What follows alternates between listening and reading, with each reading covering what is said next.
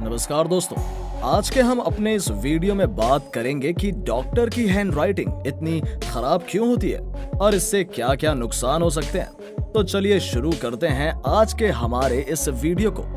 जब कभी आप बीमार पड़ते हो और डॉक्टर के पास जाते हो तो डॉक्टर आपको प्रिस्क्रिप्शन पर क्या लिख कर देते हैं उसे पढ़ने में आपको भी प्रॉब्लम होती होगी। प्रिस्क्रिप्शन को देखकर आपके मन में ये सवाल जरूर उठता होगा कि आखिर सभी डॉक्टर्स की हैंडराइटिंग इतनी खराब क्यों होती है। आखिर डॉक्टर की पर्ची पर लिखी गई बातों को पढ़ना इतना कठिन क्यों होता है, और इसके कारण के बारे में भी जानेंगे।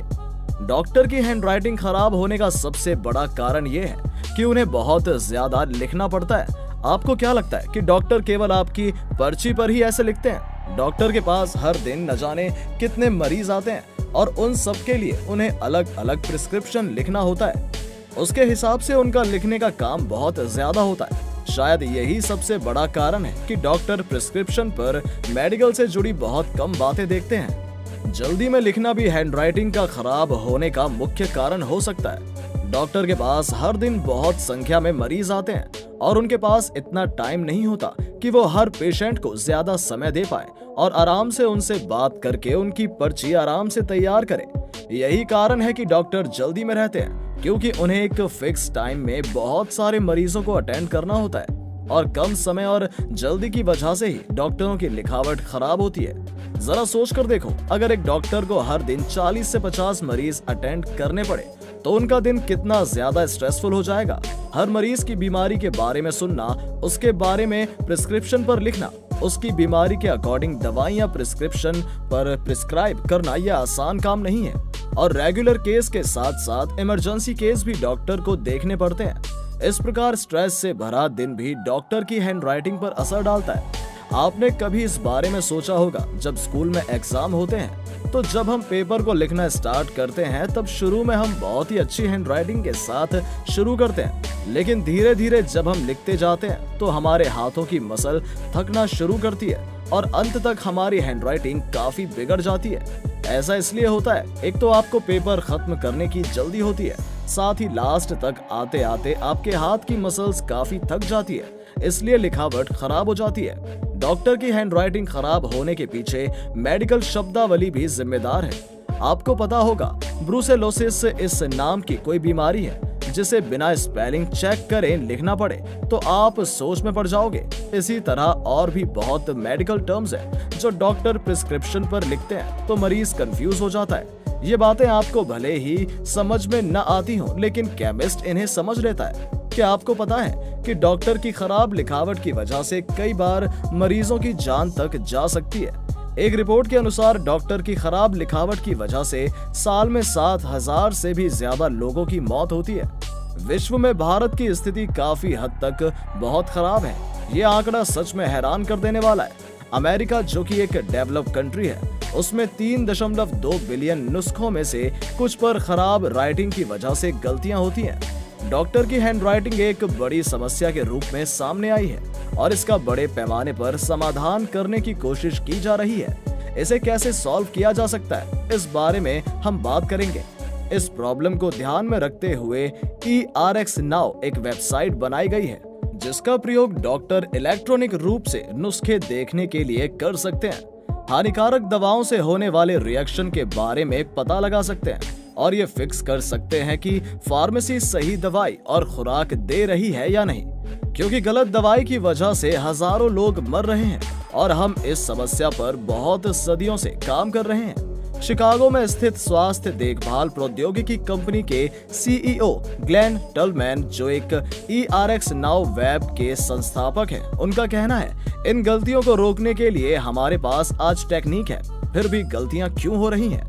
डेल मार्केटिंग के उपाध्यक्ष का भी कहना है कि हमारा उद्देश्य है कि लंबे समय से जो डॉक्टर हाथों से पर्ची बना रहे हैं उन्हें कंप्यूटर पर लाना है, उन्हें डिजिटल बनाना है। गूगल स्वास्थ्य डाटा की सर्च में डॉक्टरों की सहायता के लिए NPSI के साथ एक कस्टम सर्च इंजन डिजाइन कर रहा है। इतना ही नहीं, बीमा कंपनियों ने प्रिस्क्रिप्शन सिस्टम का प्रयोग करने वाले डॉक्टरों को एनकरेज करने का वादा किया है।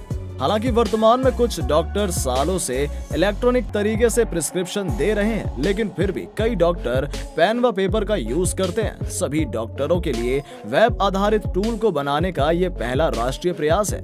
टलमैन का कहना है कि भले ही देश में 90% डॉक्टर के पास इंटरनेट अवेलेबल है, लेकिन उनमें से 10% से कम ने इलेक्ट्रॉनिक मेडिकल रिकॉर्ड का उपयोग शुरू करने के लिए समय और धन का निवेश किया है। डॉक्टरों को इस प्रकार की फ्री सहायता देकर और ऐसे उपकरणों को उपलब्ध कराकर शायद हम इस समस्या से होने वाली गंभीर घटनाओं की संख्या को घटा सकें।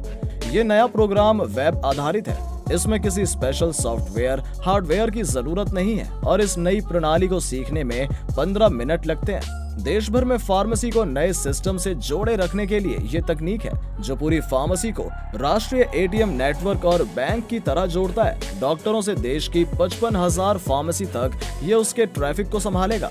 इसमें ऑटोमेटिक करेक्शन कई प्रकार की गलतियों को खत्म करेगा।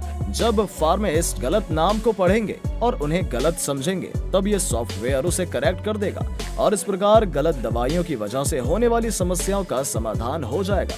जैसा कि हमने आपको बताया कि जल्दबाजी में लिखते समय डॉक्टर की हैंडराइटिंग को समझने में केमिस्ट को प्रॉब्लम होती है या फार्मासिस्ट को भी प्रॉब्लम होती है और वो उस पर्चे पर लिखी हुई दवाई को ना देकर दूसरी दवा दे देते हैं। इस बात को हम एक उदाहरण के तौर पर समझेंगे। जैसे कि सेलिब्रेट नाम की एक दवाई होती है, इसको सेलिब्रेश पढ़ लिया तो ये गलत हो जाएगा। उसी प्रकार अगर पर्चे में 150 ml लिखा गया है और अगर इसको 1500 के रूप में पढ़ा जा सकता है, तो ये भी एक प्रकार की बड़ी प्रॉब्लम क्रिएट कर सकता है। इलेक्ट्रॉनिक सिस्टम दवाइयों और खुराक में गलती को रोकने के लिए मेन्यू से चुने जाते हैं और फार्मासिस्ट को इंफॉर्मेशन दर्ज करने की जरूरत नहीं होती। श्योर स्क्रिप्ट्स के सीईओ का कहना है कि दवाइयों की गलतियों को कम करने के लिए इलेक्ट्रॉनिक प्रिस्क्रिप्शन एकमात्र सबसे अच्छा तरीका है। बहुत से लोग इस बात को नहीं समझते कि अमेरिका में 15% डॉक्टर डोज की मात्रा को 50% लिखते हैं और उनमें से 30% डॉक्टर उसी क्वांटिटी को 80% लिखते हैं। इसलिए ये 100% डॉक्टरों को ई प्रोस्क्राइब करने के बारे में नहीं है, ये केवल उन 30% के बारे में है जो सबसे अधिक लिखते हैं। ई प्रिस्क्राइब को पूरी तरह से अपनाने से मेडिकल रिकॉर्ड कीपिंग में बहुत अधिक सुधार आ सकता है। कई लोगों का मानना है कि स्वास्थ्य देखभाल में सुधार और लागत कम करने में ये सहायक सिद्ध होगा। इलेक्ट्रॉनिक प्रिस्क्राइबिंग से इलेक्ट्रॉनिक मेडिकल रिकॉर्ड सिस्टम का प्रयोग करने वाले डॉक्टर के लिए ये बेहतर विकल्प हो सकता है। बैड राइटिंग की वजह से होने वाले नुकसान के बारे में अभी हमने देखा कि डॉक्टर के नुस्खे न केवल रोगियों के लिए एक गाइड करते हैं, बल्कि परिवार के सदस्यों के लिए भी एक गाइडेंस बुक का काम करते हैं, जिसे वो केमिस्ट को दिखाकर अपनी दवाइयां खरीद लेते हैं। जरा सोचो, अगर ये गाइडेंस गलत हुई तो आप स्वस्थ कैसे हो सकते हो। बैड हैंड राइटिंग रोगियों की बेहतर देखभाल को रोकता है। महात्मा गांधी का मानना है कि अच्छी लिखावट एक संपत्ति की तरह है। शायद इसलिए इसका सबसे ज्यादा महत्व डॉक्टरों के लिए है। एक डॉक्टर की लिखावट का मतलब रोगी की मौत और जीवन के बीच में अंतर हो सकता है। क्या जान से भी कीमती कोई धन हो सकता है जिसकी रक्षा डॉक्टर करते हैं? किसी डॉक्टर के लिए ये बहुत जरूरी हो जाता है कि वो पर्चा लिखते समय थोड़ा ध्यान रखे। दोस्तों, अगर आपको ये वीडियो अच्छी लगी हो तो अपने सोशल मीडिया पर जरूर शेयर करें। उम्मीद करते हैं कि आपने ये फैक्ट बाबा हिंदी चैनल अब तक सब्सक्राइब कर लिया होगा, जिससे हमारी अगली इंटरेस्टिंग वीडियोस आप तक पहुंचती रहेगी। अगर आपके पास भी किसी भी तरह के सुझाव हैं तो कमेंट बॉक्स में जरूर बताएं, ताकि हम अगली वीडियोस को और बेहतर बना सके। चलिए मिलते हैं एक नई वीडियो के साथ, तब तक के लिए नमस्कार।